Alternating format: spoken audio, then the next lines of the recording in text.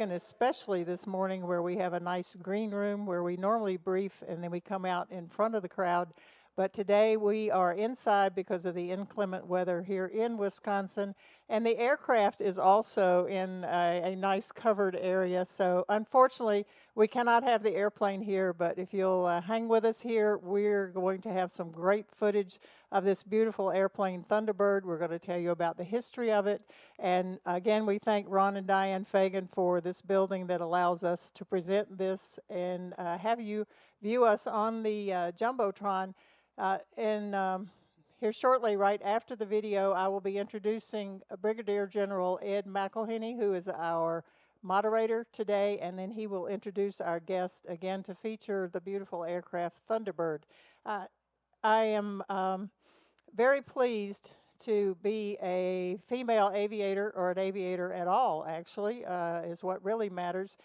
And follow in the footsteps of a lady, Jackie Cochran, who was the owner of the featured aircraft today at one point in time. I'd like to read just an opening to tell you a little bit about Jackie and the history. This opening is in her book that was published in 1987. Jackie Cochran left an indelible mark on the history of aviation. At the time of her death in 1980, she had more speed, altitude, and distance records than any other pilot, male or female, and no one has ever matched her achievement. Today, I am pleased that Warren Pietsch has preserved our history of Jimmy Stewart, Jackie Cochran, and the common man, but I won't steal Warren's thunder in his line here. So, ladies and gentlemen, thank you for being here. Those of you who are in the audience here live at Oshkosh, and those of you watching. But if you will direct your attention now to the Jumbotron and the video, we have prepared the introduction, and then we'll get on with the program with General McElhenney introducing our guest. Thanks for being here.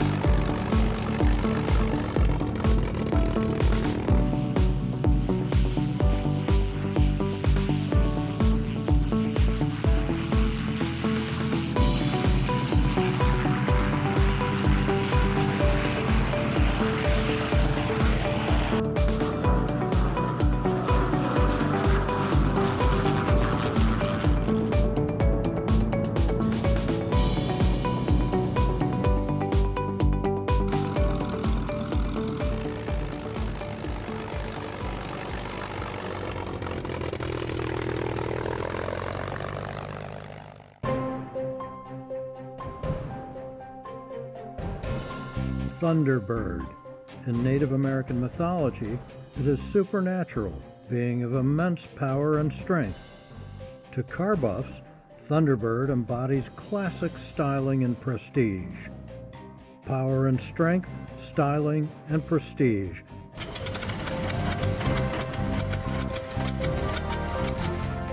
The aircraft before us today has all of that and an exciting history as well. It is a North American P-51C Mustang, saved from the military boneyard and assembled from the parts of 3 separate aircraft and countless spares. This aircraft won the 1949 Bendix Air Race and set a series of speed records in the early 1950s, records that remain unbeaten 70 years later.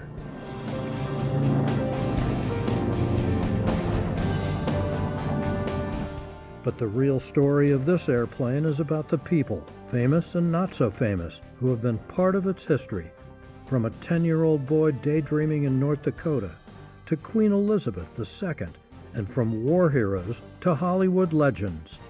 Leland and Martha Cameron were the owners of Allied Aircraft of Chicago, Illinois. In the late 1940s, the Camerons bought the parts to build and modify the P-51C. The Civil Aviation Administration, forerunner of the FAA, registered the airplane in April 1948. 2 days later, the Camerons sold it to the Joe DeBona Racing Company, which was owned entirely by the Hollywood star Jimmy Stewart. During World War II, DeBona flew thousands of hours in the Air Transport Command, ferrying B-17s across the Atlantic. The partnership between DeBona and Stewart had one goal: to win the Bendix Trophy.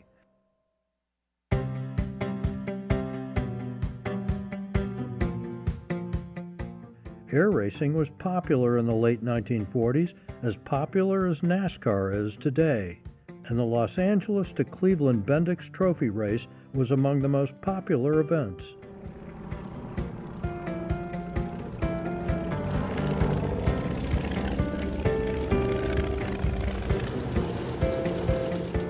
Jimmy Stewart was the first Hollywood star to enlist in the armed forces after Pearl Harbor.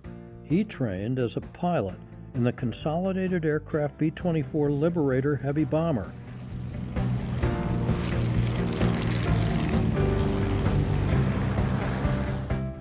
And flew 20 combat missions over Germany as the leader of a B-24 squadron. He rose to Brigadier General in a military career lasting 27 years.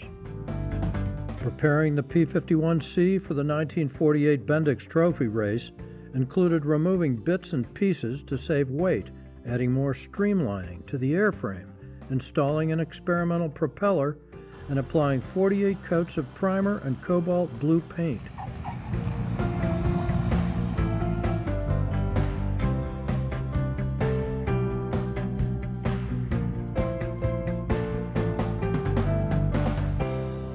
They named the airplane Thunderbird.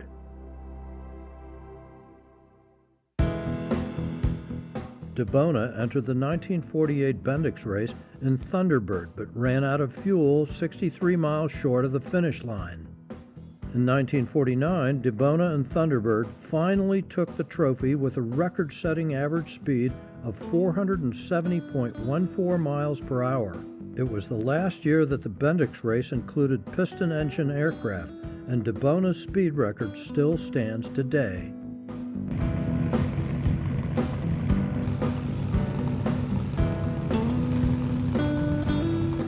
Three months later, Stewart sold Thunderbird to Jacqueline Cochran for $1.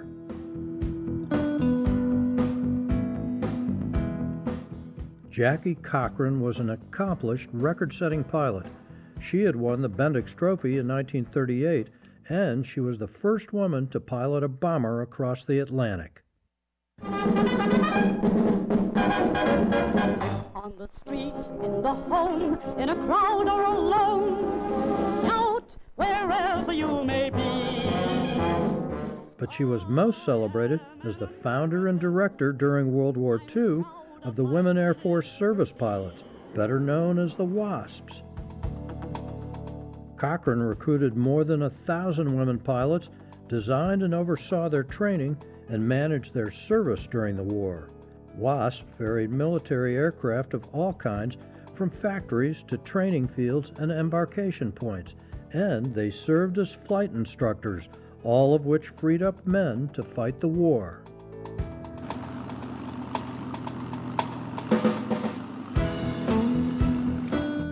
Over her long career, Cochran set many speed records in piston-driven aircraft and jets. She said of herself, "It never dawned on me not to do something because I was a woman." She would eventually set more speed records than any other pilot in history, man or woman. She set 3 of those speed records in Thunderbird before selling the Mustang back to Jimmy Stewart in 1953 for $1.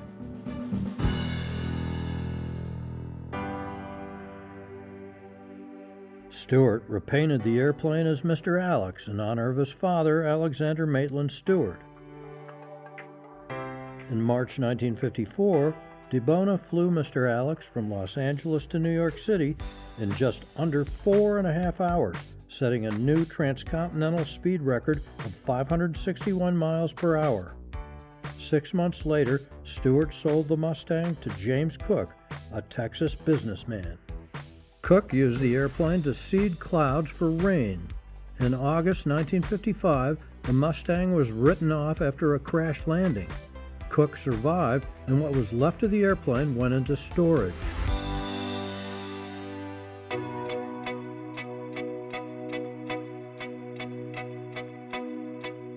Warren Pietsch grew up in a flying family. His father owned a flying service in Minot, North Dakota. Warren took over the business in 1990, repairing and restoring aircraft. As a 10-year-old boy, Warren had vowed that he would own and fly a Mustang someday. As a pilot, he flew Warbirds with the Texas Flying Legends and the Dakota Territory Air Museum, but he still wanted a Mustang of his own.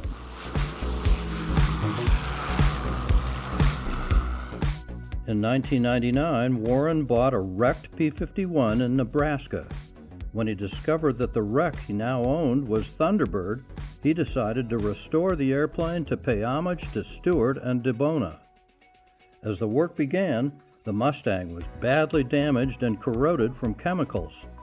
The long process of restoration was finally completed in 2023, and the airplane will be housed at the Dakota Territory Air Museum and operated as a flying piece of history.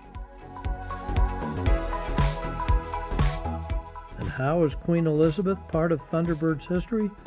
Well, that's another story.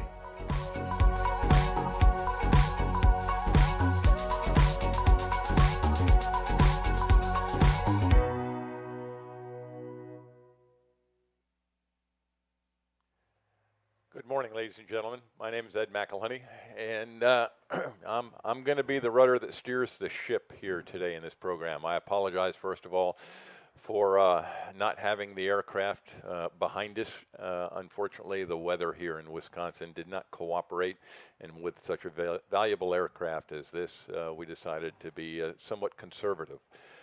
You can see three gentlemen off to my left here, and what we're going to be talking about, those of you who are out on the ramp right now, you can see that sign that says History, Heritage, and Heroes. And we're going to touch on all three of those today. Quick introductions. The good news is that we'll have a little bit more time for discussion today because, we don't have the walk around. We're not going to be able to look at the aircraft, which I suspect we'll be able to sometime during the show if the weather cooperates, because it is an absolutely gorgeous aircraft. To my left, owner of the aircraft, Warren Pietsch. Okay. He's going to be doing most of the talking today. You saw him briefly in the slides there. Next to his left, we've got Chuck Cravens. He's our fact checker today. He's going to be the guy, if we start telling stories, he's going to wave the flag and he's going to go, no, wait a second, no, this is really how it is. So he's going to be our expert in that regard. And then the last guy's just a pilot. I'll harass Bernie a little bit. Bernie Vasquez, probably one of the high-time Warbird pilots in the world, flown a little bit of everything, and I'd have to say, most hours, has anybody else flown the Thunderbird besides yourself at this point? Only guy who's flown the Thunderbird. So he's going to talk a little bit to us about the Thunderbird and its current performance characteristics. So with that, I'll get on. And Warren, I'm going to say first, thank you for being here, and thank you for what you've done with this aircraft. It is just spectacular as far as I'm concerned. It's got a history that's that long, and you know most of it. And I'll start with a quick question. Okay. Where'd it come from? How did you acquire it? We know that you wanted to always fly a P-51 and own a P-51. Well, you've made it happen, okay? And how did this particular aircraft come into your being? Well, it started in 1999, as the video said, in search of a P-51A, because Jerry Beck at Tri-State Aviation was developing P-51A program where he was going to build 10 airplanes, and I had hoped to build the second one, and Jerry and I were on our way to Cleveland with a Corsair and a TBM, and we stopped in Oshkosh and talked to Gene Chase. We had lunch with him, and when Jerry was telling him about this, and Gene said, well, he said, I think I know where there's some paperwork for a P-51A and some wreckage. And he described the accident up in Scottsbluff, Nebraska, and he used to work for James Cook, Gene did, and so I went hunting for that, eventually over the next couple of years, and found out that in fact his story was accurate and that there was an airplane up there. There was some paperwork, and I found out that it wasn't an A. But you know what? Halfway down the road, let's go ahead and keep pursuing this and keep going. So it turned out to be a P-51C, and then I learned that it was. And I've always liked Jimmy Stewart. I mean, this is about restoring one of your heroes' airplanes, and his military record, his Hollywood persona, everything about him was pretty cool. Who didn't and like Jimmy Stewart? Yeah, exactly. but to be able to say that now I had his airplane that he owned was pretty cool. So the project really started in 1999. This particular project. I want to back up a number of years. My dad, Alfred Pietsch, built the Starduster II in 1967. And when I was 10, we followed him down to Rockford to the EAA convention. He was flying that airplane, and the family was in a Mooney, and I was in the back seat, obviously, because I was 10. And I saw P-51s for the first time, and I don't remember how many there were, half a dozen of them. And one of them had stars and bars on it, and the rest of them were civilian airplanes. And Bob Hoover flew, and I went home and painted a picture of a P-51 on my bedroom wall with an opaque projector. I'm not an artist, but anyway, I painted this, and I started dreaming, and the dream, ebbed and flowed through the years, but it never did stop, and I was able to fly other people's airplanes, which was really, really an honor for me, and I'm very happy with the people that helped me get into the industry. Jerry Beck, Bob Odegaard, Dr. Hank Reichert, and there's a number of them that allowed me to fly their airplanes. So it kind of came and went, and then in 2017 I sold part of our FBO, and with the intent of retiring. Good luck. And that money, How'd that work out? Well, Thunderbird is now my retirement. So anyway, that's where that airplane came from. But the 10-year-old boy influenced by Experimental Aviation Association in Rockford, Illinois, before the convention moved to Oshkosh, and it just kept going and going and going. And so that's the story behind the project. And when you found it, you said it was an airplane. Bits and pieces, parts. Bits and pieces. It was, It had, as it said, it had crashed. Yeah. But it was there, and there was stuff that we could work with, and we obviously the airplane, as so many of them, I won't say obviously, but there's pieces internally in the airplane that are original North American pieces, but a lot of the structure has had to be reconstructed, which I think is true with just about any restoration that you see out there. How long a restoration process? How long did it take? Well, we bought another project, and were able to get the wing from that project and some other parts in 2019, and so the airplane was basically structure complete, and then we moved it to AirCorp in June of 20, and that's how long it's been in, I don't know what you'd say, completion or assembly or whatever, but that's where, Mark Tisler and the whole AirCorp group excuse me, has been so beneficial for me, because they have the expertise and the talent to do the things that I certainly couldn't do. And when was the first flight? When did you first fly this thing? A month ago, wasn't it? A month ago. June 6th. June 6th sounds right. All right. D-Day. So it's not very long ago, and No. here we are. Yep. Well, thank you for that. And the paint is extremely fresh. The painter, Roy Kiefer of Custom Aircraft Finishes out of Castleton, North Dakota, thank you, Roy, is here right now over in the Weeks hangar. Mm-hmm. He was detailing the airplane this morning for us, because the clear was put on a week ago today. Okay. So when it came here, Bernie and I brought it down Sunday. It came here, and it was still drying, gassing off, and everybody that walked around the airplane could smell it. And so I don't know that there's going to be an article, but if there is, I think they should title it, "Did you get a whiff of that blue Mustang?" Anyway. And talking about the blue Mustang, I mean, it was highly, highly polished back when it was a racer, right? Same color, basically. It's close. Yeah. but I mean that thing was just gleaming. And again, for speed, right? I mean that was why Well, they did it. supposedly was it 48 coats of 48 paint coats. of lacquer paint increased the speed by 8 miles an hour. Wow. And again, like you talked about, he ran short of gas, just short of Cleveland in 48. So he was doing everything they could to get that airplane to not only win the race, but to extend its range and things like that. I think, yeah, so the finish that we put on it is not the same as they used then, because I'm interested in not repainting the airplane every year like they were doing. Makes sense. Yeah, but it is a really, really pretty finish, and it replicates the sheen of the original airplane, I think, to a T. Our shirts are close. Okay, They're pretty yeah, close. Yeah, Yeah. okay. So Yeah. Very nice shirts too, by the way. All right. How about let's get into the history of the airplane a little bit. And you know, you talked about Jimmy Stewart. We talked about Jackie Cochran. There's story after story after story, it seems. And that's what you want to represent here with this airplane. It absolutely is, and thanks, Ed. And again, just to back up a little, thank you for Warbirds in Review for hosting us and having us here. It's an honor to be here representing this airplane, and frankly, it's an honor to have this airplane here to represent those three stories. And for it to debut in Vintage Aviation, I apologize to Warbirds, but it was a vintage airplane. it was I a get it. vintage racer, and I'm kind of a vintage guy at heart. But it was it never had a gun in it, so it never fought in the war I understand. and everything. And the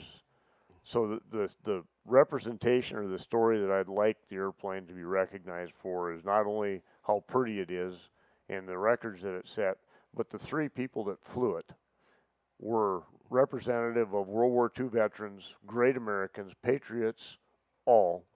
And it kind of, in my mind, starts out with Joe DeBona, who was a World War II ferry pilot, veteran, who had a dream of winning the Bendix race. He raced it in 47 in Magic Town, he raced in 48 in Thunderbird, and he raced in 49 in Thunderbird and won, and still holds the piston-powered record for the Bendix race. Common man achieves his dream. Jimmy Stewart, another war hero, commanded men. He was an actor before the war, enlisted, as the thing said. He was a commander of the Thunderbird squadron, B-24s. Came back to Hollywood and was a conservative. So Hollywood was conservative. Jacqueline Cochran holds more records today than any other aviator in the world. She was a patriot. She started the WASP. She did all these things. Women were equal. So the three things that I see the airplane representing for a great time in America after the war is the common man could achieve his dream, Hollywood was conservative, and women were equal. I think it's important to look at the airplane and understand what's involved in there. You know, in the Queen Elizabeth II coronation films, that was a pretty neat race too. So that came from what on that coronation thing? It was from Canada. They were flying the canisters down, weren't they? No, they were the Mustangs were. The Pony Express was coming from Goose Bay to Boston for the two different networks. CBS is what Mr. Alex flew in, the Thunderbird airplane. Okay. And then Paul Mance's airplane, who they obviously had some sort of a little contest going on between Mance and DeBona and Mance's pilots, because DeBona had lost to Mance in 47 and 48, and then Mance's airplanes lost to him in 49, so they reran that race and they lost again. Chuck can kind of fill us in a little bit on that coronation thing. Well, it was essentially kind of a publicity stunt in a way. It's television history, really, because there had never been an event televised in the United States that happened overseas on the same day. And of course, there's no satellites, and it was. Well, this is 1953. Okay. It was possible to do it with a undersea cable, except it would take up the whole cable. So economically, that wasn't feasible. So the RAF flew what we would now call videotapes to Goose Bay and Canberra, and they also flew them on to Canada. The two Mustangs picked up their copies for their network and flew to Boston to try to be the first ones to put that on the air, the coronation, the same day. So, and it is the first time that that's happened. The other network realized that Thunderbird was going to win, so they punted and got coverage from Canada and actually got it on the air first. But Thunderbird won the race.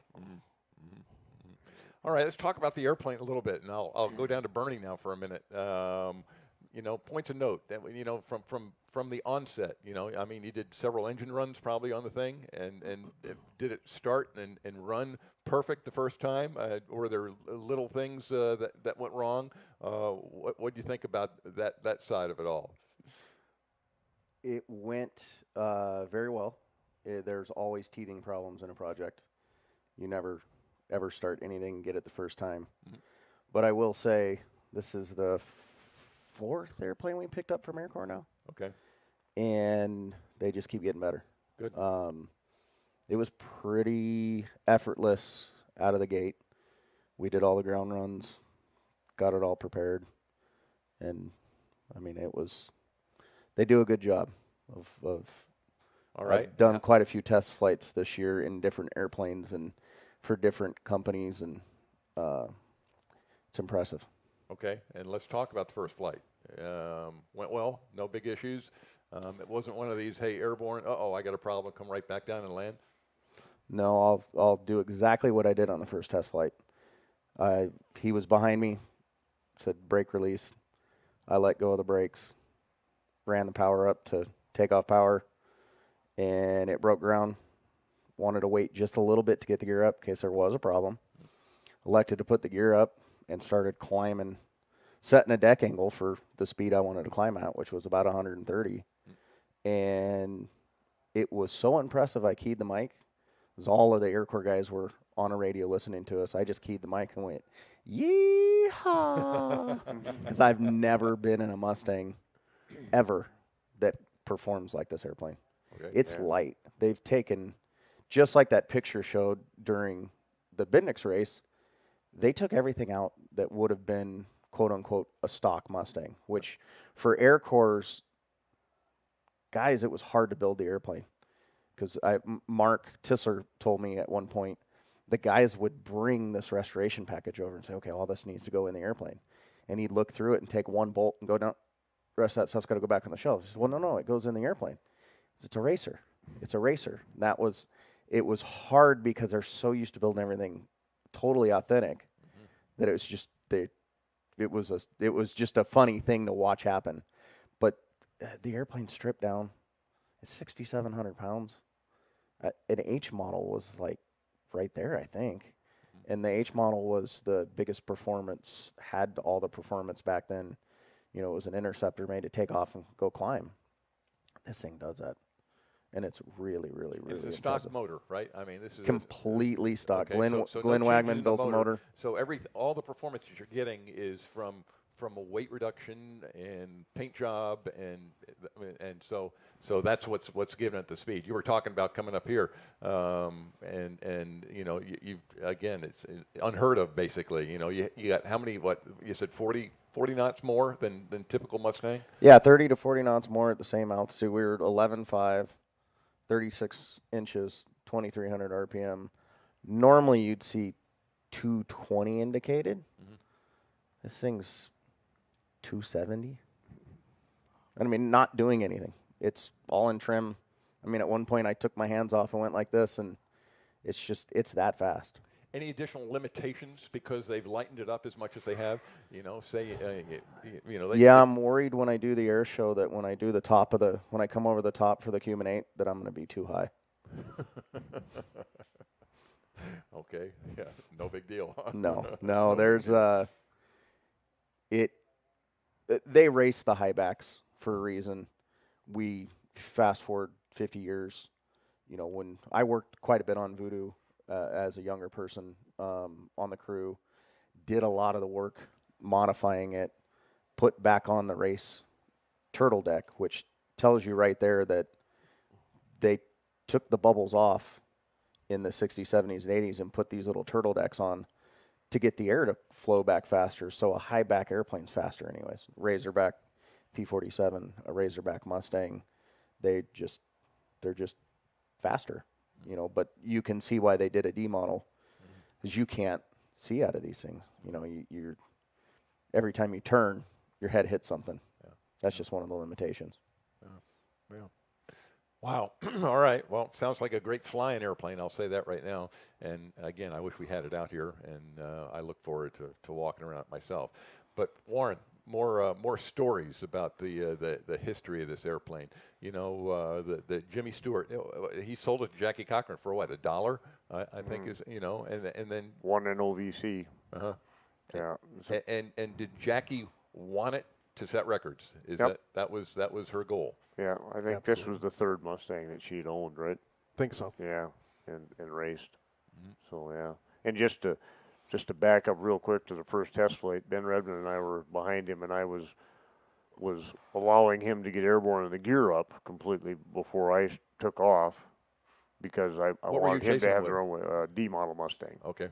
And in my opinion, our fastest D model Mustang at the museum, which turned out to not be quite fast enough for this particular mission, I guess. I don't know. But anyway, the funny part was is we'd briefed it.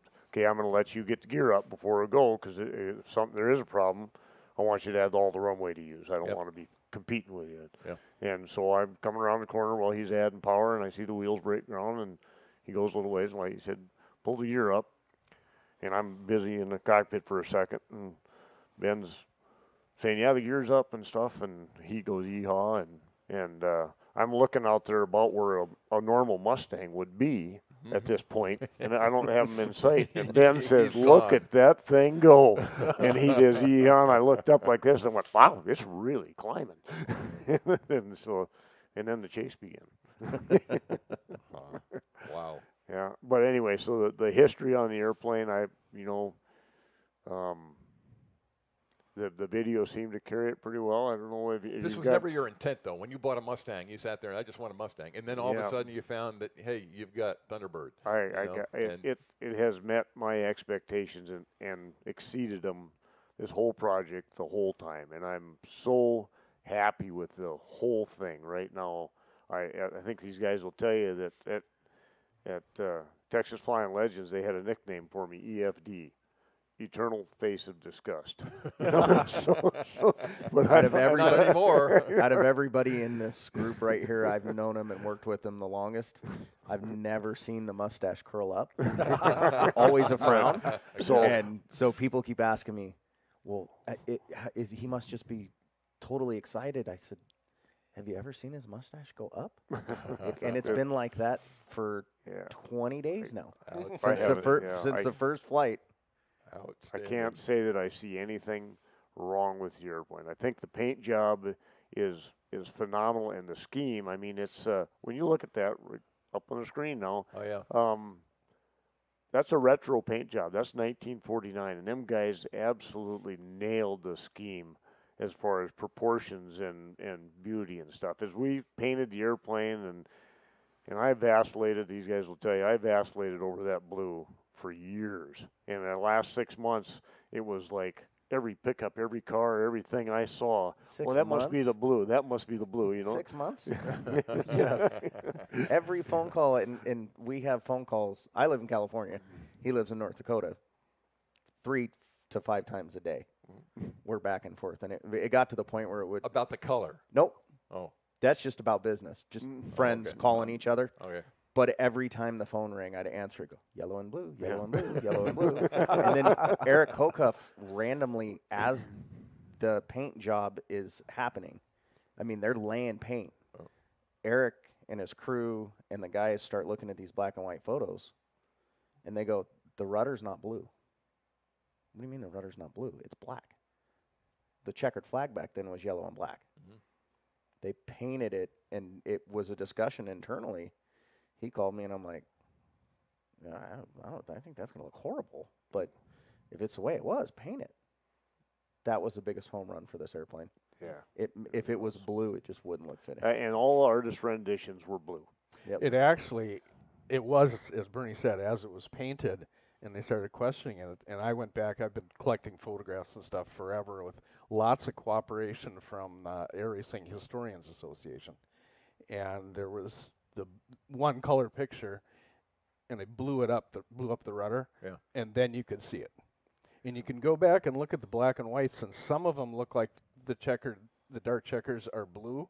And I think what probably happened is they probably were blue and got painted black before the race. And that's a real common thing to have happen. The other thing about that color or look is so many photos, black and white photos of the airplane were available, but we couldn't see the blue from that, obviously. But we were trying to gauge what shade blue is. Is it light blue? Is it dark blue? Whatever it is, because some of them are gray and some of them, look at that one, up in there. It looks like it's dark blue, right? Well, we found a color that changes with the light, and that's what this one does. And I stood out there on the line the other night as the sun was going down in the smoke, and I just kept watching it, and it just kept getting darker. Not the light, but I mean the color just kept getting darker and darker throughout the evening, and I was like, man, it really worked. And and then the stripe down the side, you see the stripe around the back windows, and then it goes up over the exhaust stacks to that emblem, the Thunderbird emblem. And we really worked on that in the paint shop. Roy and Bruce, and we kept looking at it. And if you look at it, you see that in the original pictures, it had a little curve to it, and we replicated that curve here, and we kind of figured out why they did it. There's some certain pieces in the airplane that lend themselves to going around to make that curve happen. And I finally was trying to describe it to them guys. I said, I don't know what it is, but it looks like the end of a signature, where you just kind of accelerate away from your name as you're doing something, But it's a neat look, and hats off to the guys that painted it into AirCorp for the stencils. But that little emblem that's up in the front of there, that Thunderbird, is all painted. It's all masked and painted, and it took a day and a half for Bruce to do that. He'd lay down a mask, paint a color, peel that off, lay down another one, peel out the next color. And the Pegasus horse is the same way, So all the trim you see on that airplane is all painted. Talk a little bit about the Pegasus horse. I saw it on my shirt. I'm kind of going, and you said, oh, it's a. Go ahead, Chuck. It's a trademark symbol for Mobil Oil. Okay. And sign collectors. That's a sign that's really sought after. They used to have big ones on gas stations, but it's a pretty identifiable logo, and they created some special gasoline, 150 octane, to increase the horsepower. I've read, and I don't know this for a fact, but I've read they were getting 3,000 horsepower out of it for the race. Did they provided the gasoline for the race? Okay, and somebody had the story about they ran out of gas 53 miles short at the one time, and obviously we want to get as much gas in that thing as possible. And tell me the story about the dry ice. Well, there's a picture, and I didn't provide it to these guys, but there's a picture of it at Rosamond Lake bed of an old gas truck. Obviously, it was new then, but and there's canisters that they're lowering into the top of the truck that are full of dry ice, and the airplane had a wet wing. And so they had covers off of out in the tips and at the leading edge of the wing, and they're putting that cold gas, which we all know shrinks, into the airplane, and then putting the covers on and puttying them shut so they could launch right away and climb into cold air and keep the gas from expanding. And it kind of gives you an idea how single-minded Joe DeBona must have been about, I ran out last time, I'm not doing it again. It's extreme. I mean, this is you're taking it to the extreme here, and as much gas as you can get in there.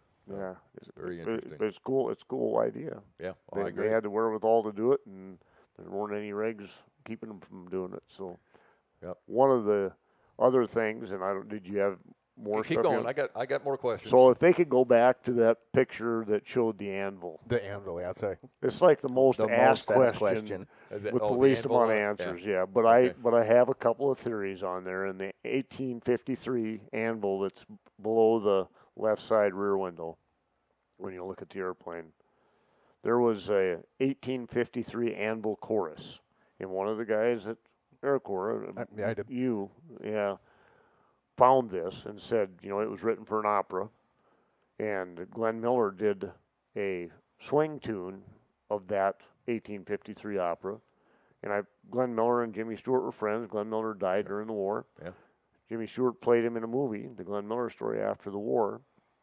So I think that might have been, a tribute of sorts. Yeah, acknowledgement, a tribute, and the lyrics in the opera, to me, kind of say what Jimmy Stewart was thinking, because when you read the book Mission, in there, Jimmy Stewart was PTSD. We didn't have that word, but he was traumatized by that war. Yeah. He kept his men's morale up. He was a great leader, but he was obviously really affected by the weight that he carried as a leader during that war. And he was tired of killing people and seeing his friends get killed. And he associated that. He associated with airplanes with that. And there's a paragraph in the book that says there was a day where he said, "I'm never going to fly again." He told somebody that. I think he came out of the war. He was a pilot before the war. He loved aviation. He started the Thunderbird airfield in Arizona, with some other actors and stuff. This airplane, I think, was something that made him happy. He could associate happiness with airplanes. And so the lyrics in that opera were basically Gypsy Maiden, it's time to quit mourning, it's time to celebrate, take off your dark clothes, put on bright colored clothes and stuff. So there was that. The second theory I have on the anvil is his grandfather started their family hardware store in Indiana, Pennsylvania in 1853. And the anvil in the mid-1800s was the emblem for a blacksmith shop. And I think a blacksmith shop and a hardware store were pretty much the same thing. So I don't know. There's a romantic version and there's a simple family recognition version there. But and now I don't have to tell that story to anybody anymore because it just kept happening over and over and over. We were going to put a sign out by the airplane. The anvil will be told every half hour on the hour because it seriously is. We're sitting around the airplane and, hey, excuse me, do you know what's the anvil? To go talk to the guy in the yellow hat. It seems like so many symbols on the airplane have dual meanings. I really like that because that's the way I think. Yeah. I look at something and I go, well, that's synonymous with this, but it if also we were applies do it to the this. way you think, we'd have like 40,000 emblems on it. Well. Yeah, EFD. How about the future? Where's it going? What's it going to do? You going to fly it some more? It's going to go back to California. It's going to live in my hangar, and I'm trading him a North American Navy on, so he still has a North American. Nice try, I don't think it's going to work, nice but I want to. But Navion's brightly painted. At least it's got that going for it. Yeah. It's going to live in the Dakota Territory Air Museum, and it'll get campaigned around the country, and people will get a chance to see it. Yeah, it's really nice right now, and I'd love to keep it that way, but I'm not gonna make it a hangar queen. You're gonna fly it. Yep. Okay. Yep. Good. And so, that's what I see the future of the airplane, and I'll fly it for however many years. I'm not going to put a limit on it, and when that's over, I'll look for a new caretaker for the airplane to keep it going. Go ahead, Bernie. I'll be the caretaker. You're volunteering. Is what you're saying. Yeah. And to go way back, this airframe never flew in combat. This was not a warplane per se. It was being delivered from Dallas with 11 other airplanes. So there was 12 airplanes, I think, total. Correct me if I'm wrong here, but to be shipped to the Pacific Theater, China, Burma, India, whatever, and had a landing accident in Palm Springs and was abandoned there until after the war. And I'm thinking that Jimmy Stewart had some pull with the DOD and some different people, and so they ended up with this airplane, and its original airworthiness was as a. There's stories about it being exactly. It was built in 1948 and assigned a serial number.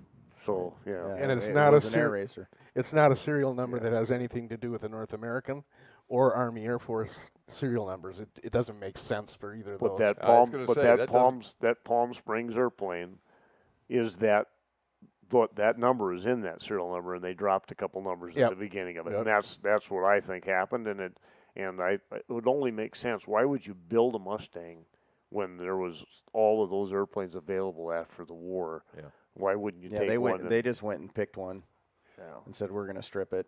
Yeah. And what's funny is the airplanes have several different serial numbers, and so they're easily confused. Yeah.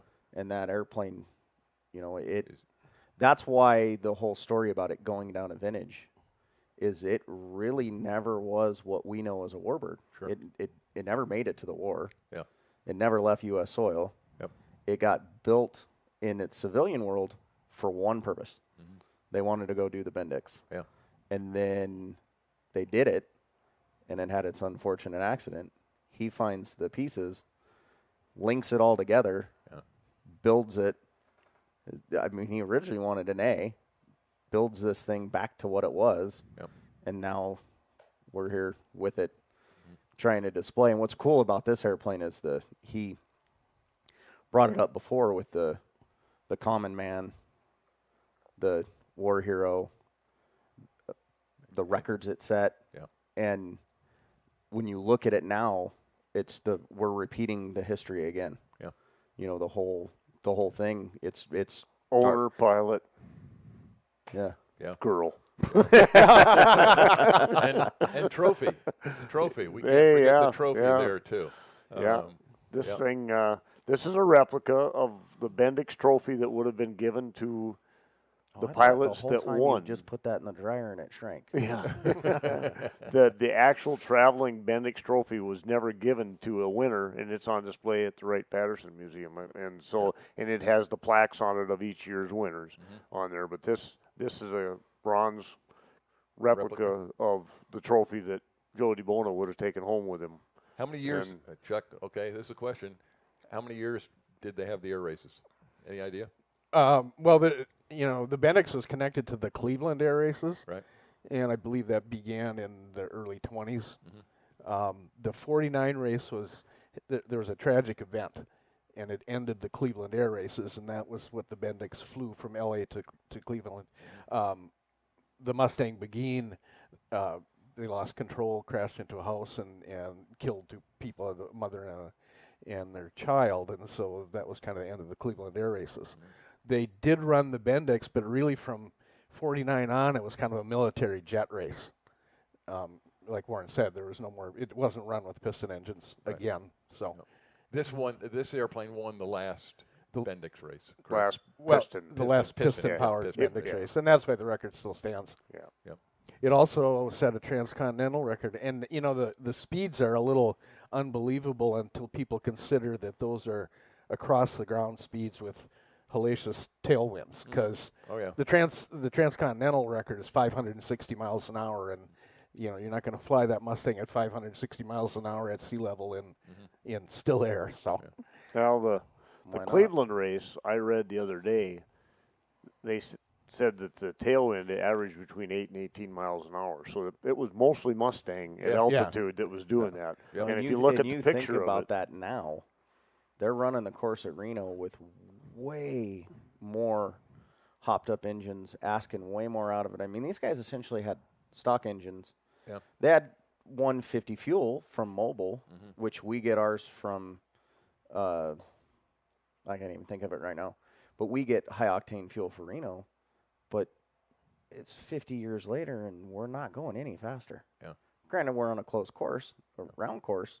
and down low. Yeah. So the true air speeds aren't there. Yeah. They could be like when you look at some of the pictures of the airplane taxiing in at Cleveland, there's a black streak all the way to the rudder post, and the tongue's hanging out on that thing. So you know he never came off to stop in that race. It went to altitude and stayed there the whole time. How old was he when he won the race? Any idea, Joe?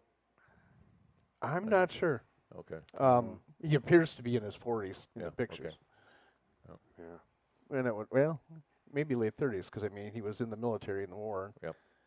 He was probably only 25. The war might have aged Yeah, him. so it aged a lot of people. All right. I have a question about the questions. Are we going to have an opportunity to do questions?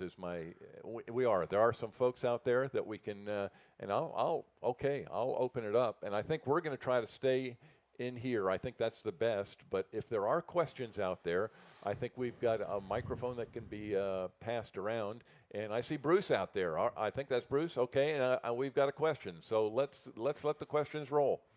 Where will the airplane be displayed for the rest of the event here at Oshkosh? All right. Hard to hear. Let's see. Where will the airplane be displayed for the rest of the convention? Where will it be displayed for the rest of the convention? Warbirds, right down here at the end of the pavement. Okay. Down where they see that pylon that's set up behind the Barnstormers apparel stuff. Okay. So the airplane will be right in front of that. Okay. So it'll be there when the weather cooperates. We'll leave it at that. Anybody else? Any other questions out there? Gentlemen, thanks for a great presentation. Did Jimmy Stewart actually fly Thunderbird? Not that we're aware of. Well, actually, that's not true. Really? I have that Western Guns article that the kid's dad was an actor, Western actor with Jimmy Stewart, and he talks about his dad had an air coupe and took him out to the airport one day to have a meeting with Jimmy Stewart, and Jimmy Stewart taxied in a blue Mustang. Really? Yeah. Okay, There we I haven't go. seen that article. I've been looking. All right. One up on Warren. He's the fact checker now. All right. I didn't know that one for sure. The airplane appears to have a D model wing on it. Can you tell me why? A D model wing. Yep, I can. When the airplane originally had a problem with James Cook, it was because the gear was trapped. And C models, and Bernie, correct me if I'm wrong, but C model wings were inferior to D model wings in the fact that they only had one uplock on the clam doors, and I think it was at the back of the clam doors, and they had a little bit of history about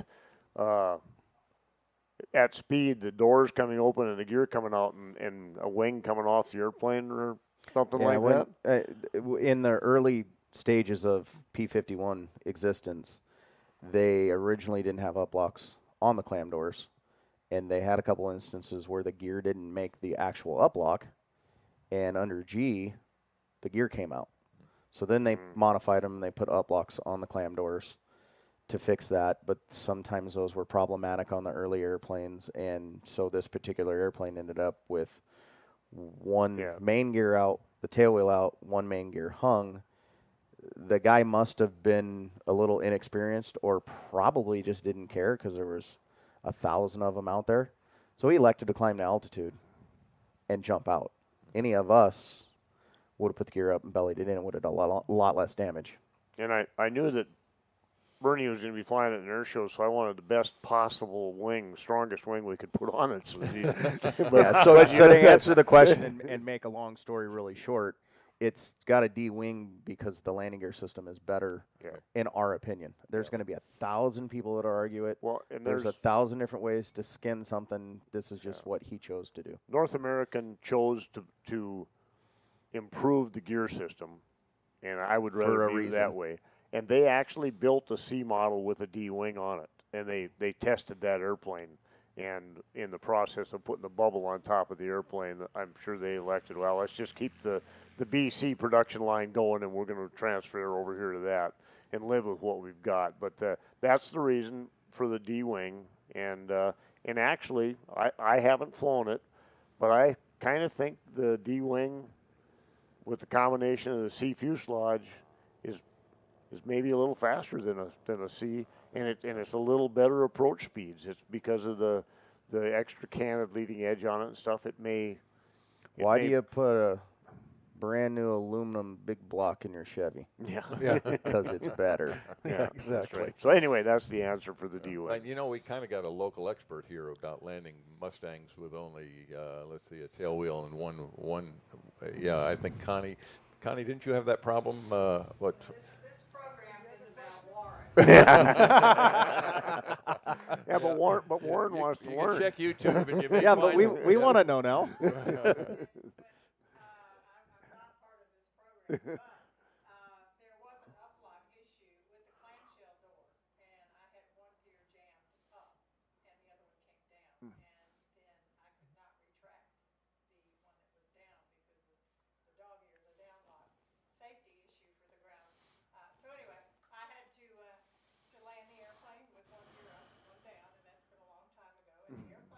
Right here, by the way. Yeah, that's the good news. Yeah. Okay, Yeah. just wanted to let you know. Yeah.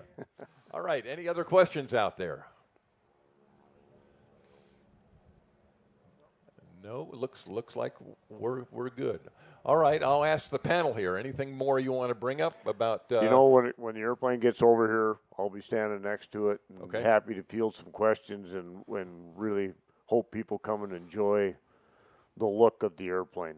Okay, and Bernie's going to be flying it some more here? Possibly, yes. Okay.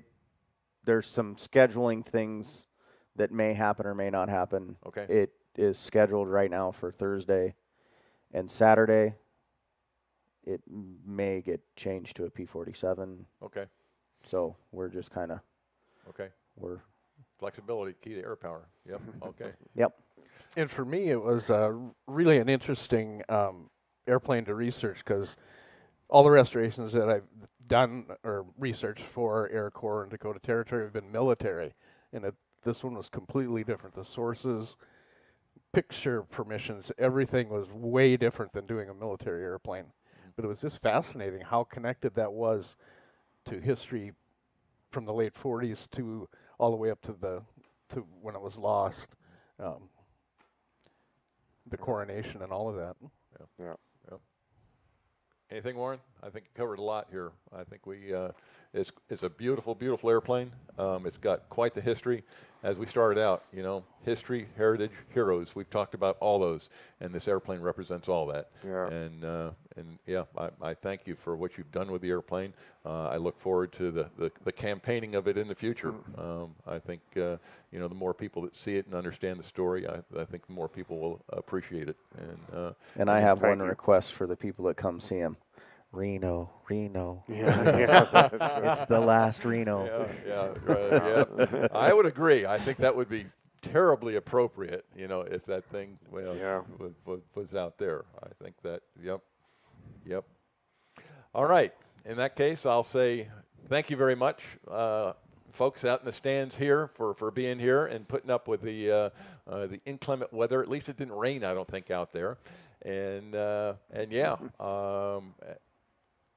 You gentlemen, I'll say now, thank you. Thank you, Again, Ed. I appreciate the knowledge. Thank you.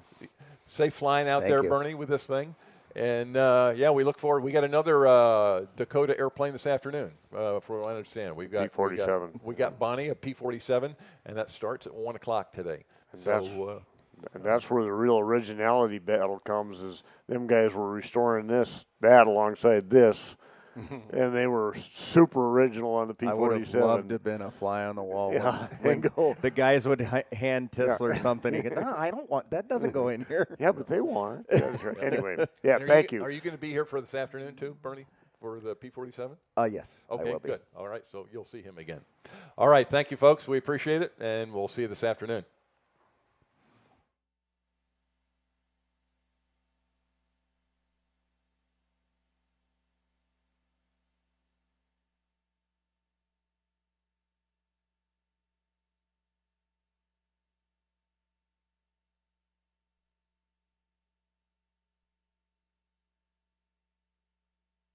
How to grow delicious tomatoes. Step 1.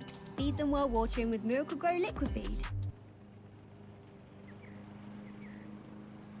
That's it. Miracle Grow. All you need to know to grow.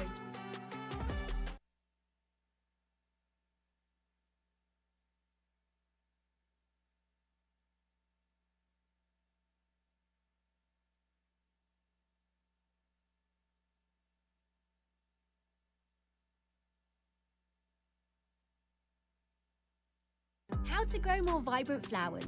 Step 1. Feed them with Miracle Grow Shake and Feed.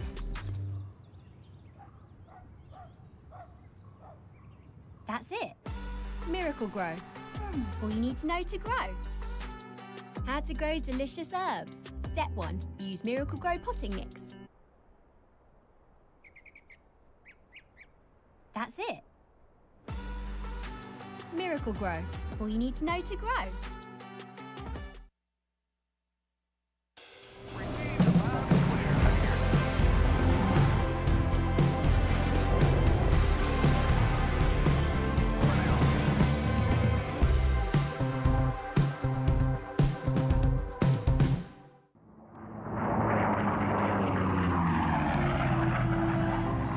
Today, we are pleased to announce that Warbirds in Review has received a generous donation of a beautiful Breitling Super Avi B04 chronograph GMT 46 tribute to the Vought F4U Corsair watch. Retracing the celebrated design codes of the Breitling Reference 765 Avi Copilot, the Breitling Classic Avi collection recalls Breitling's earliest ties with aviation from the 1930s onward, when the brand was known for precision cockpit clocks and pilot chronographs produced by its Hewitt Aviation Department. The Classic Avi pays homage to this unique heritage with a highly legible dial, rugged case, and signature rotating bezel that allowed pilots to measure some of the very first long-haul flights. Today, the collection celebrates the pioneering spirit of those early aviators along with 4 legendary airplanes: the Curtiss P-40 Warhawk, the de Havilland Mosquito, the Vought F4U Corsair, and the North American P-51 Mustang.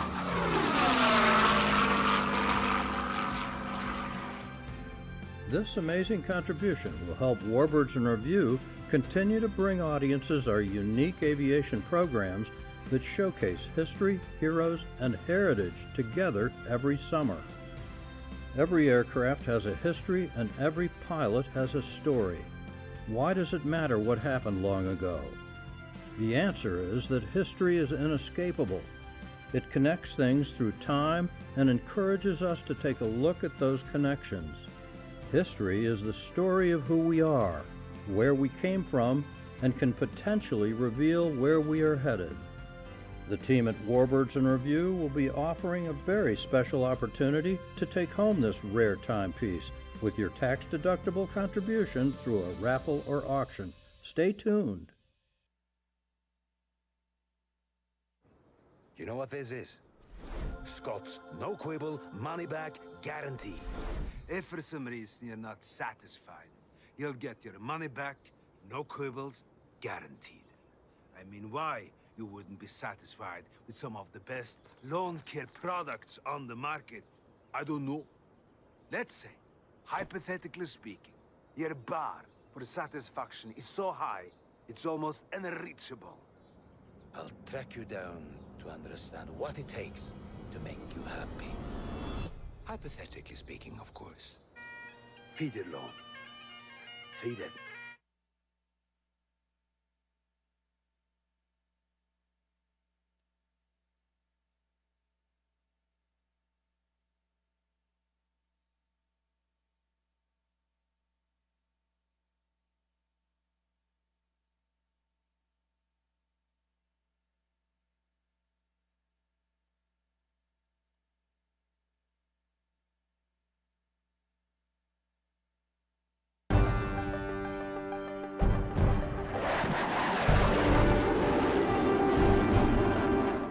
I guess I was fairly apprehensive the whole time that I was flying in combat. And I guess there's good reason to feel that way. I'm there to cause a lot of damage and a lot of harm, and therefore they would like to damage me. And I was 25 years old at that time.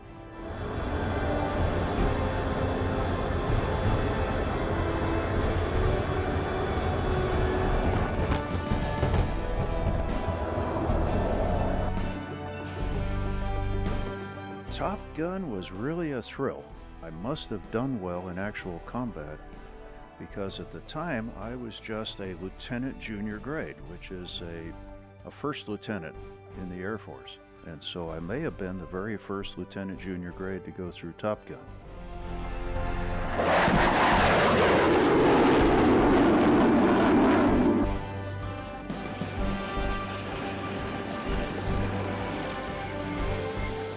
That was the dream of a lifetime come true. I had wanted to be an aeronautical engineer and a test pilot just like my dad from the time I was 10 years old.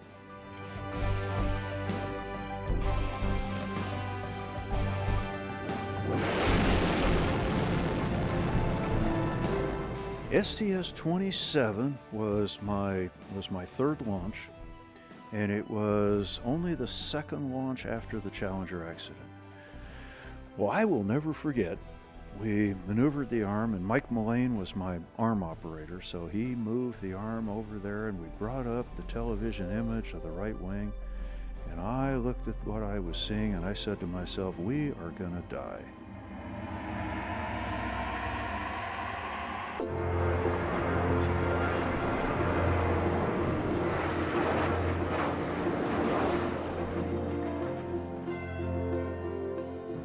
To be an airline pilot, there was mandatory age 60 retirement.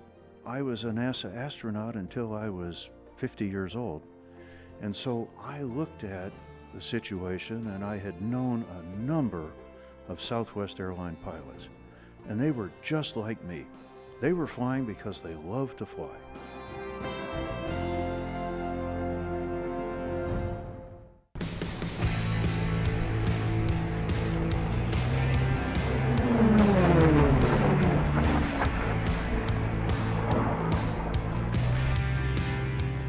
Well, there's a lot of piloting that goes into it, a tremendous amount of piloting that goes into it, because you're going to wind up passing other airplanes.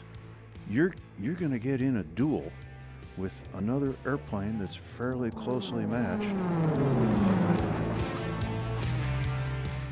So there's a ton of satisfaction from doing that. And hey, let's just talk about the racing itself. It's fun to fly low, but it's dangerous.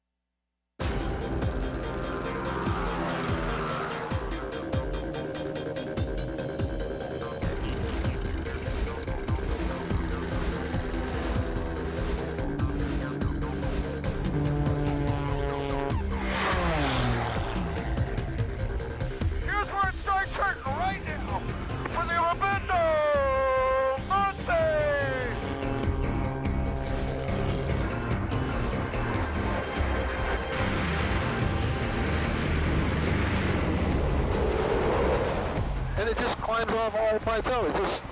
It does it itself. Okay? Yeah, you're right there with me though.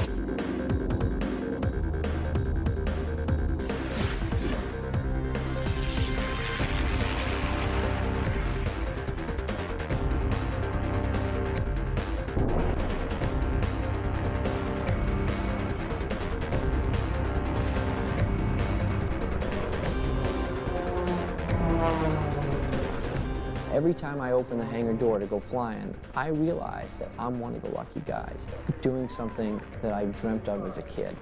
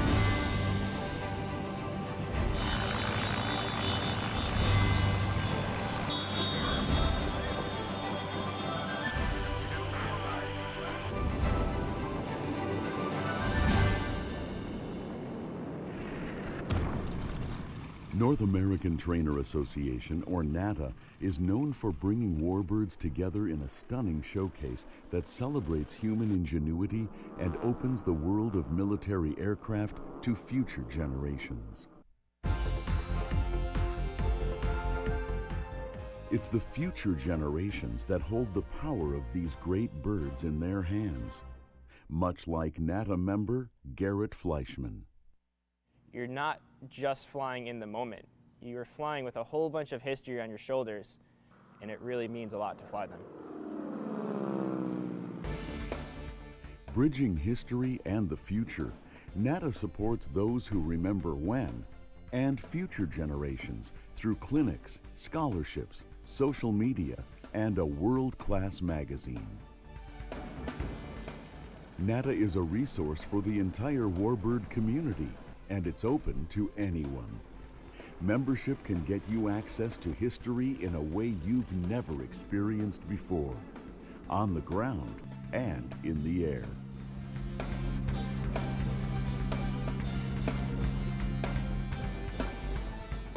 Without NATA's help through scholarships and regional clinics, the best and the brightest of aviation's future wouldn't have the opportunities they need to soar.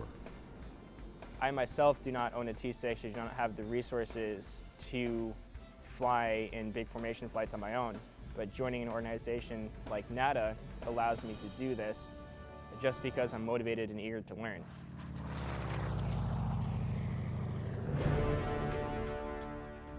The scholarships for future warbird A&P mechanics is a start, but it's the clinics that keep everyone up to date and provide the necessary training and type club support. And to keep the momentum going, there will be even more regional clinics and events in the future. These regional clinics offer an opportunity like no other to learn about flying warbirds in formation and to become a better pilot. We all share the same interest of being a better pilot, being a safer pilot, and being a better formation pilot.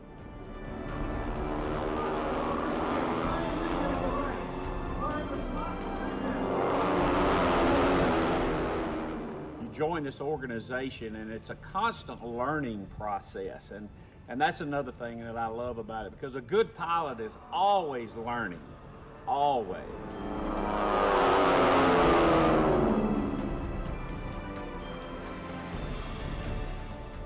NATA membership isn't just for pilots. It's for everyone who loves aviation, past, present, and future. We have a lot of members that are not, they're not even pilots. They love the fact that the airplanes still fly, and they share the enthusiasm and the pride that's going on. It's a place where history comes to life, where the future is sparked by imagination, and where aviation is more than just wings in the air. That's what it's all about at the end of the day. What else is it for? I was asked, you know, where do I see NATA going into the future? And I see nowhere but up.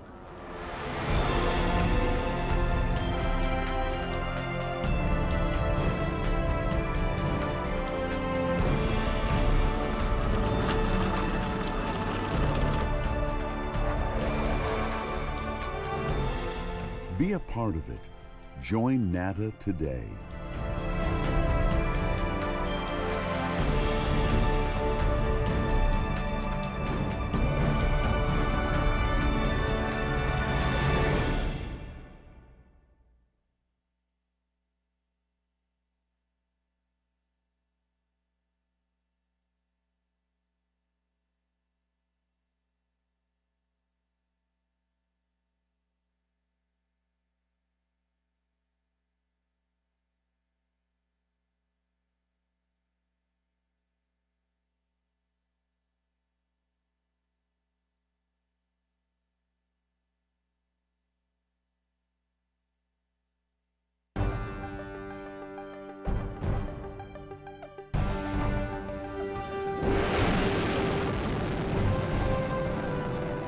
STS-27 was my third launch, and it was only the second launch after the Challenger accident. Well, I will never forget, we maneuvered the arm, and Mike Mullane was my arm operator, so he moved the arm over there, and we brought up the television image of the right wing, and I looked at what I was seeing, and I said to myself, we are gonna die.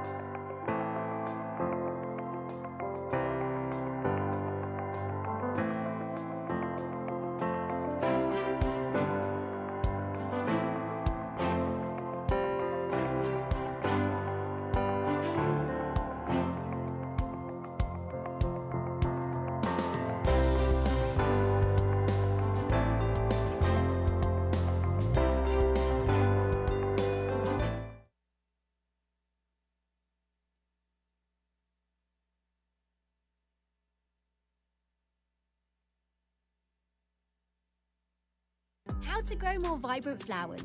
Step 1. Feed them with Miracle Grow Shake and Feed.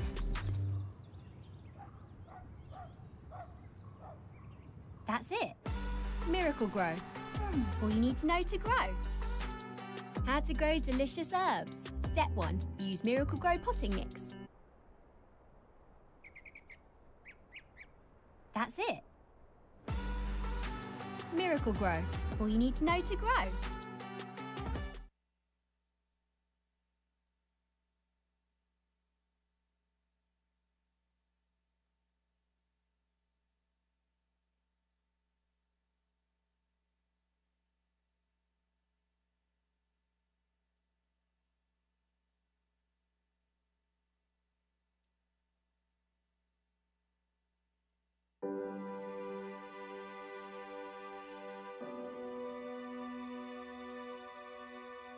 About a year ago, I met a gentleman called Walt Fricke, and they had a program called Veterans Airlift Command.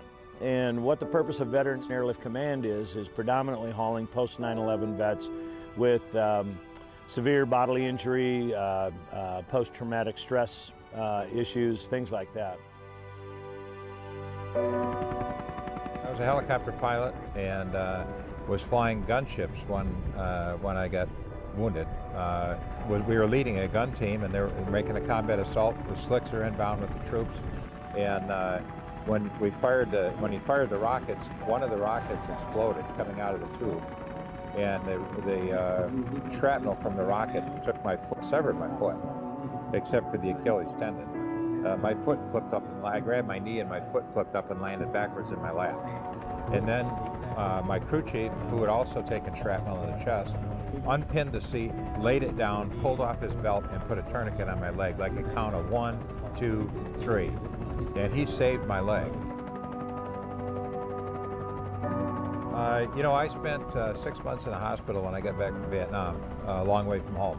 And it was a while before my family could gather the resources to come and see me. And during that period of time, I was very anxious. I was losing weight, and you know, maybe PTSD and concern about how they'd view me with a busted up body, had a leg that you know, we thought I was going to lose, and so that 6 weeks stayed with me.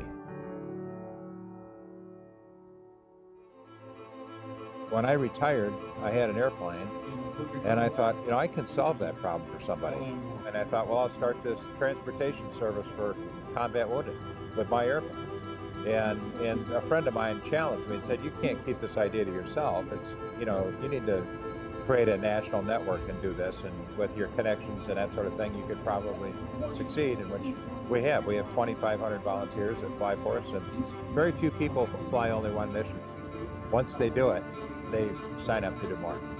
There are lifetime friendships created out of the flights. It changes their lives. I've never met a finer group of people. There's not a one of them that has this feeling sorry for themselves, or they don't have a chip on their shoulder about their condition in life, and everyone we've flown has just been exemplary, nice young men. My favorite story of transporting a vet, I reached into the baggage compartment and I grabbed his backpack when we got him back home, and his Purple Heart was attached to it, and it was the first time I'd seen it during the whole trip. And I handed it to him, almost with tears in my eyes, and the young man set the backpack down and gave me a hug and said, Mr. Holt, I never in a million years would have believed I would have flown in a private jet, much less be able to sit in the front right seat on both legs. And he was so appreciative. It humbled me, because he's thanking me for thanking him. We're high on compassion and low on red tape, was my beginning mantra, that we're going to build this so that it's easy for them to access, easy for our pilots to access. So we want a very simple, low overhead, clean, effective operation. I traveled to Walter Reed Brooke Army Medical Center, the major touch home points hospitals, and walked the halls and met the families and the guys in their beds, and said, when you get ready to go home, you call us, because you don't need to go through fly commercial and go through the TSA and with a wheelchair or prosthetics or a traumatic brain injury or burn victim. They don't need to be hassled by the you know, security, if we've got somebody that's willing to fly them, which we do.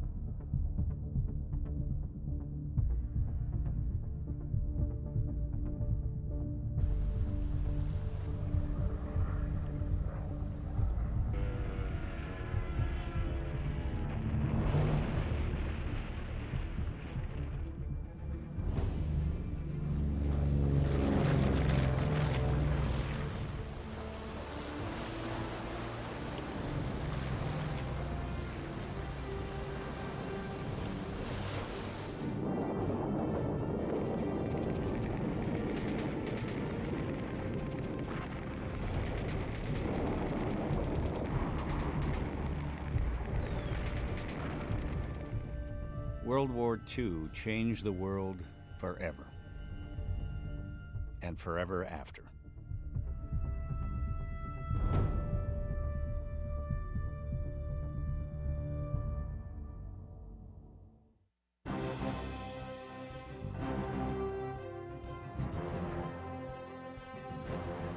The Fagan Fighters World War II Museum of Granite Falls, Minnesota was created as a tribute to the men and women of the greatest generation, whose incredible sacrifices during World War II won and preserved the freedoms we enjoy today. The Fagan Fighters World War II Museum is the dream, the creation, and the passion of the Fagan family of Granite Falls, Minnesota. Ron and Diane Fagan and their sons Aaron and Evan. We've taken on a mission to connect the latest generation with the greatest generation because these are events in our history that need to be remembered, and in our case, and in the case of young children, they need to be introduced to. And we feel they're very important and need to be preserved, and that's what we're trying to do. The mission is to preserve the memory of the heroes of World War II, promote patriotism in today's Americans, and inspire tomorrow's leaders to study and apply history's lessons.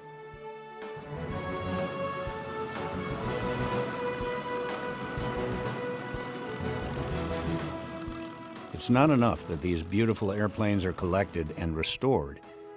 The Fagan Museum restores each of them to flying condition.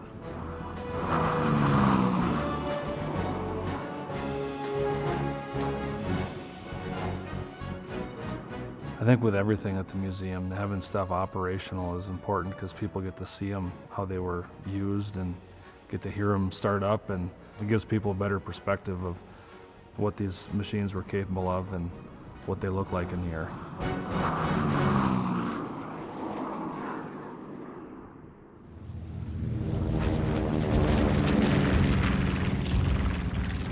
There are no markers, monuments, or visitor centers in the skies above Europe, the Pacific, or the China, Burma, India theaters of World War II.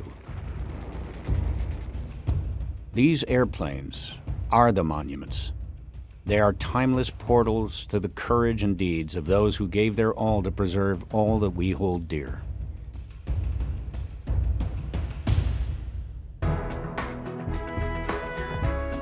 When the museum's airplanes are not flying, they are displayed in 3 hangars: the trainer hangar, the fighter hangar, and the bomber hangar. World War II was a worldwide conflict, and unfortunately it's not being taught in our schools anymore. But history always has a tendency to repeat itself, so we got to educate the younger generations about World War II. So learn these experiences from the past so you can apply them in the future to help guide this country in the right direction.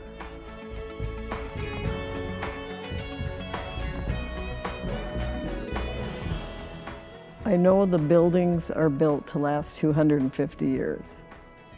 The stories that are contained within these buildings will last just as long.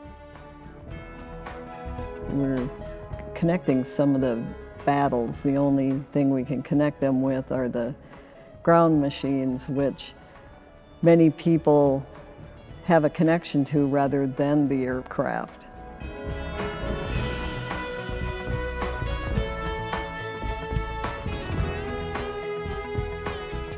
With the museum opening, I started looking into the military vehicles. Started with the Deuce and a Half. The ambulance, when I had that repainted, we made sure that it matched the 4th Medical Battalion.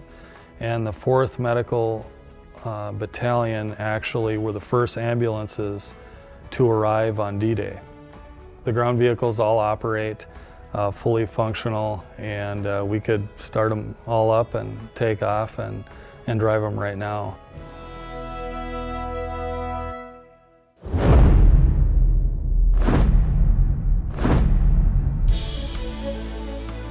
The Fagan Fighters World War II Museum doesn't just tell the story of what happened. It is dedicated to preserving the stories of those who lived it, telling us how it happened. Veterans and others are invited to the museum to share their stories firsthand. Their stories are recorded and preserved through the museum's Voices of Valor program. Let's do our museum around my father, Ray Fagan, and his World War II experiences. The first campaign medal he got was Normandy invasion. Second campaign medal he got was Liberation of Paris. And the third campaign medal he got was the Battle of the Bulge. He said you can't imagine how terrible it was. We decided to make our collection a real museum when people referred to it as such. We opened the museum doors directly after our air show in 2012, so the date was June 17th, 2012. The Fagan Fighters World War II Museum puts its collection in context for visitors by using original murals, sculptures, paintings, photographic collections, and other fine art to tell the story of epic events such as D-Day, June 6, 1944. Someday, sooner than we'd like, the headline will read, "Last World War II Veteran Dies." When that day comes, how will we connect the greatest generation with the latest generation? Restoring these things to their original power and function, and capturing the stories of those members of the greatest generation who are still with us, offers not only a portal to the past, but an immortal connection to America's future generations.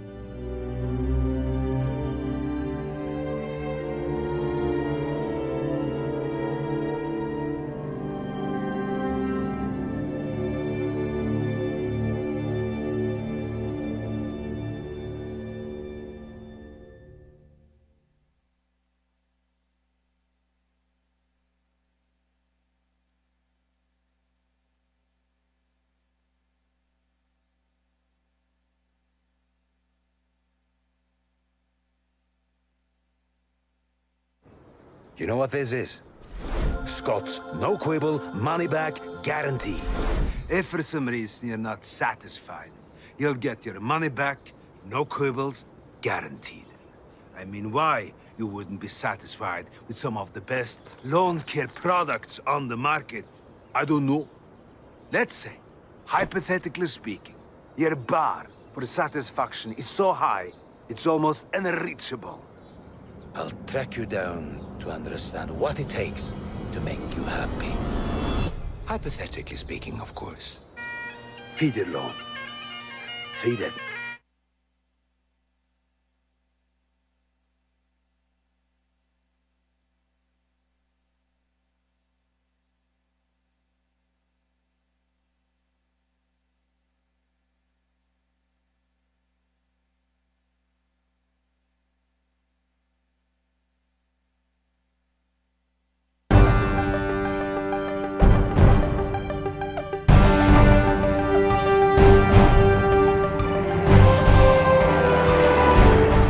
One of my earliest memories was flying a J-3 Cub with my dad, and he was letting me fly the whole flight. I was 5 years old, and my dad said, "Okay, let me fly it now." And so I got off the stick momentarily, and then I was bummed because I still wanted to fly it some more. So I was determined, I'm going to fly it some more. So in the flare, I get back on the control stick, and I got my butt thoroughly chewed. When somebody else is flying, you don't ever touch those controls. And so that's why it's been such a vivid memory.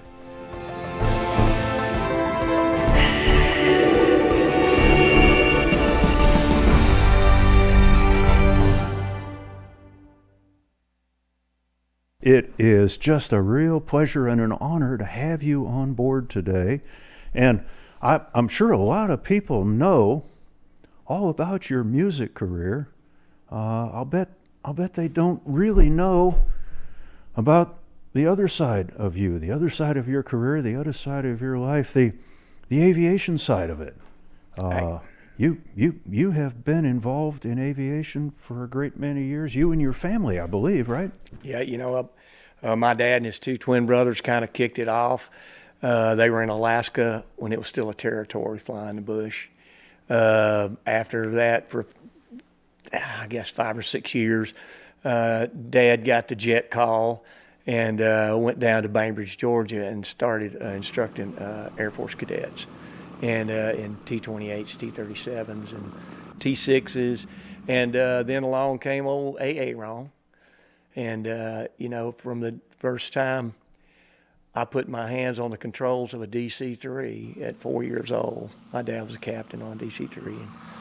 And as soon as I did that, I knew for the rest of my life what I wanted to do for a living. When I looked out the window and the cars were the size of matchbox cars going underneath me, I was stunned and taken completely. And, you know, as I've said before, is when Dad said airport, I grabbed a hold of his breeches leg and I would not let go. This music thing just came out of nowhere. The energy crunch of the late 70s is kind of what kicked me out of the aviation business, because like you, I wanted to be an astronaut to start with, but looked like that wasn't going to work out. And so I wanted to go to the airlines with the career I had. But that big energy crunch it was a major furlough back in those days, and I just saw I wasn't going to make it. So I turned to music. My daddy didn't like trouble if he came along. Everyone knew him, we'd fight and he'd be home. He never was a hero, down in shining light. But you could always find him standing what he thought was right. He'd say you've got to stand for something or you'll fall for anything. You've got to be your own. Like the pine trees lining the winding road, I've got a name, I've got a name. Like the singing bird and the croaking toad, I've got a name, I've got a name. I can make you mine, taste your lips of wine, anytime, night or day. Only trouble is, gee whiz, I'm dreaming my life away. I love you so, and that is why I need you so. That I could die whenever I want you. All I have to do is dream, dream, dream, dream. We didn't even rehearse that. Okay, so call sign down and call sign.